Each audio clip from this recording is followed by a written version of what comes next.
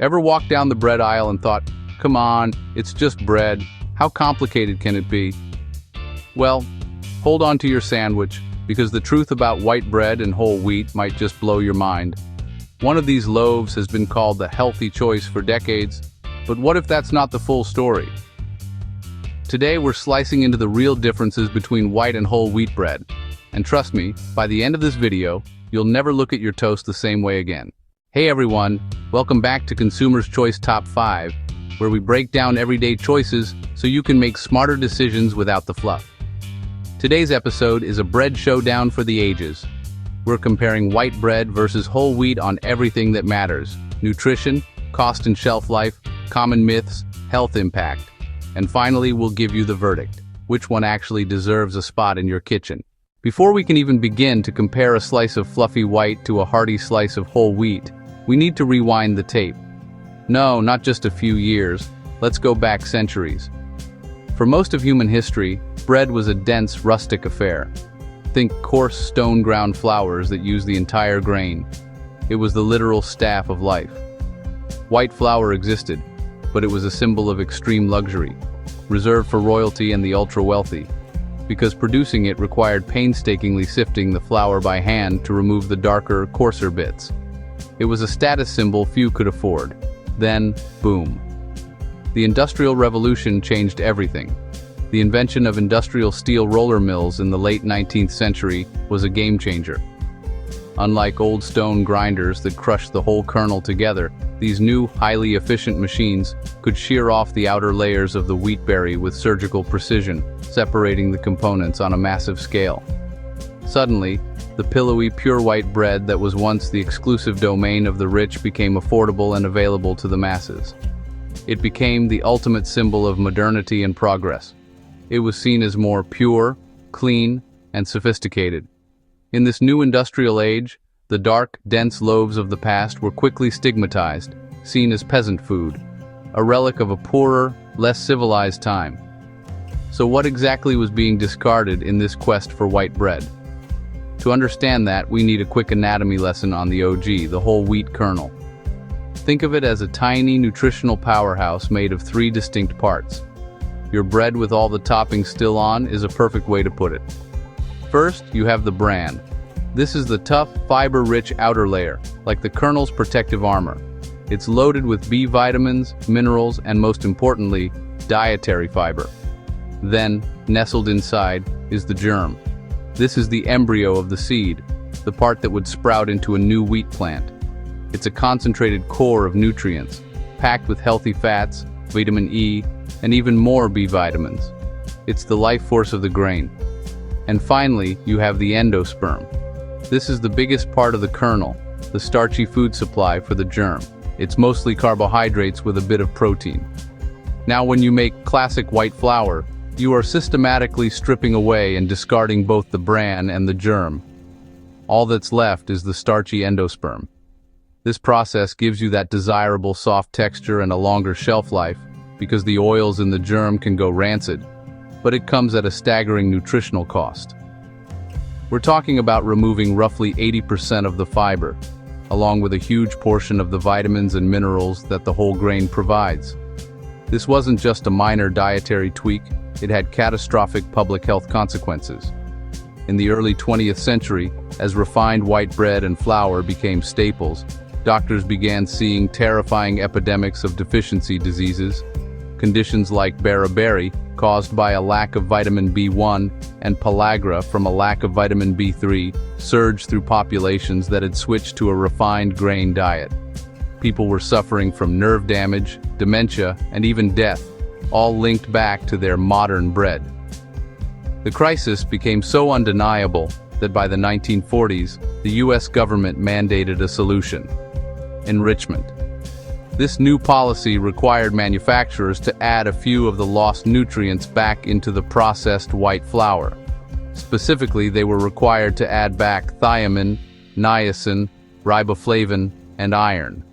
It was a public health patch designed to stop the epidemics. But here's the real kicker: the part that gets that little emoji. Enriched does not mean restored. It's a marketing term that sounds wholesome, but it's deeply misleading. Think of it like this. You take a brand new car, strip it down to the chassis and the engine, throw away the seats, the doors, the navigation system, and the airbags.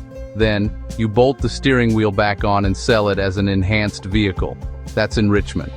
They add back a handful of the nutrients they took out, but they don't add back the fiber, the magnesium, the zinc, the vitamin E, or the dozens of other phytonutrients and compounds that work together in a whole grain. It was a clever solution to a problem we created ourselves, setting the stage for the great bread debate that continues to this day.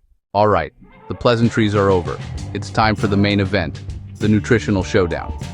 In one corner, the rustic, hearty champion, whole wheat. In the other, the soft, fluffy crowd pleaser, white bread. But looks can be deceiving. We're about to peel back the crust and dive deep into the data to see which loaf truly deserves a place on your plate. Let's get to the numbers. First up, whole wheat bread. Its secret is using the entire wheat kernel, bran, germ, and endosperm, making it a nutritional powerhouse. Let's talk fiber. Whole wheat is packed with it, acting like a broom for your digestive system to promote regularity. The fiber also makes you feel fuller for longer. This feeling of satiety is a game changer for weight management, helping you curb those mid-afternoon snack cravings. Now for the micronutrients. Because it retains the germ and bran, whole wheat is naturally rich in essential nutrients. We're talking B vitamins, crucial for converting food into energy, like spark plugs for your body's engine. It's also a great source of minerals like iron, for carrying oxygen in your blood, and magnesium, a master mineral for muscle and nerve function. Plus, it has antioxidants, your body's personal bodyguards against cellular damage. Finally, the energy release. Whole wheat has a lower glycemic index. Imagine your energy on a gentle, rolling hill instead of a terrifying roller coaster. The fiber slows digestion, leading to a gradual release of sugar into your bloodstream. This means sustained energy, better focus, and no dreaded sugar crash. Now let's turn to white bread. That signature softness comes from a refining process where the bran and germ, the most nutritious parts, are stripped away, leaving only the starchy endosperm. Historically, this made it a status symbol for the wealthy, but nutritionally, it's a major downgrade. To compensate, most white bread is enriched. This sounds good, but it's a bit of a marketing trick. It means a few lost nutrients, like iron and some B vitamins, are added back synthetically. But they don't add back the fiber, magnesium, vitamin E, or the host of other phytonutrients that were removed. It's like taking a masterpiece, stripping it to a blank canvas, and just painting a few lines back on. And this brings us to the energy roller coaster. With virtually no fiber, your body digests the simple starches in white bread incredibly quickly, causing a rapid blood sugar spike. You get a quick burst of energy, but it's followed by an equally rapid crash as your body releases insulin to deal with the sugar rush. This crash can leave you tired, irritable, and hungry again in no time. So, let's put it side by side. A single slice of whole wheat bread can offer 2 to 4 grams of fiber. A slice of white bread? You're lucky to get even 1 gram. The fiber in whole wheat is your digestive system's multi-talented MVP.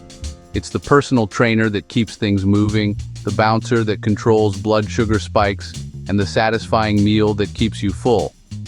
White bread offers a fleeting moment of soft texture, but leaves your system wanting more substance. Here's where the plot thickens, and the simple story of good bread versus bad bread completely falls apart. The truth is, the best bread for you depends entirely on who you are and what your body needs at any given moment.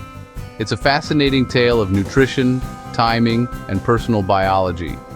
For the vast majority of us, whole wheat bread is the undisputed champion for daily consumption. It's made using the entire wheat kernel, the nutrient-rich bran, the germ, and the endosperm. That superstar ingredient, fiber, is the real MVP. It helps you feel full, aiding in weight management. It also keeps your digestive system running smoothly and acts as a prebiotic, feeding the good bacteria in your gut. This fiber plays a crucial role in heart health by helping to lower bad cholesterol. Plus, its lower glycemic index helps stabilize blood sugar, preventing dramatic energy spikes and crashes.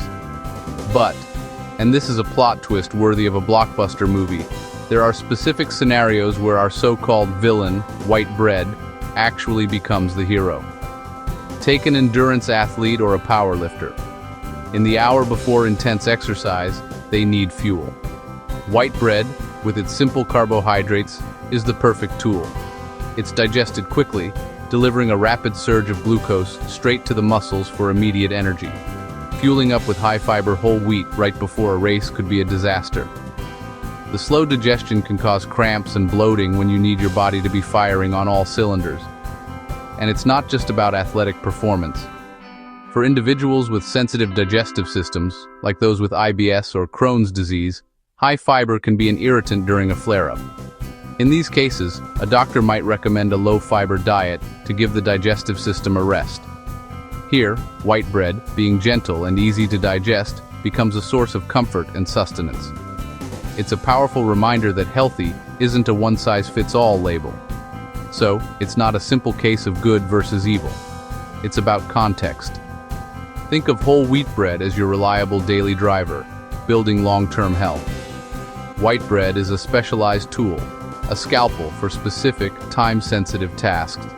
The real power is in knowing which one to choose and when. It's about understanding your body, your goals, and your day. So the next time you're in the bread aisle, choose your fighter wisely. Let's talk money and storage. White bread usually wins here. It's cheaper to produce, often lasts longer thanks to preservatives, and stays soft on the shelf for days. Whole wheat bread can spoil faster, especially if it's truly whole and doesn't have artificial preservatives. You'll pay a bit more for that extra nutrition. But hey, if you freeze your bread at home, shelf life isn't really a deal breaker. Pro tip: slice before freezing for easy toasting later. Myth number 1, brown bread is always whole wheat. Nope. Some brown breads are just white bread with caramel coloring. Check those labels. Myth number 2, white bread has zero nutrients. Not quite. Many white breads are fortified, so they still have vitamins. Just not the natural fiber whole wheat does. Myth number 3, whole wheat always tastes bad. Come on, that's outdated. Modern whole wheat breads are much softer and tastier than they used to be. We've come a long way since the 80s, folks. Alright, here's the bottom line. For most people focused on health, energy balance, and digestion, whole wheat bread takes the win. That fiber boost, the steady energy, the nutrients, it's hard to beat. But white bread isn't the villain some make it out to be. If you're grabbing a pre-workout snack or have a sensitive gut, white bread can actually be the smarter pick. So really, the best bread depends on your goals. So, which loaf are you picking at the grocery store now? Drop your choice in the comments. Team whole wheat or team white bread? And before you go, please don't forget to give this video a thumbs up if you found it helpful. It tells YouTube you want more content like this and helps others find it too. If you love discovering smart tips, clever hacks, and mind-blowing finds, make sure to subscribe to Consumer's Choice Top 5 and hit the notification bell so you never miss what's next. And hey, share this with friends and family members. They'll thank you later. We've got new videos every week packed with value, insight, and surprises. So stick around, because your next favorite tip is just one click away. And hey, next time you make a sandwich, remember, the bread really does matter.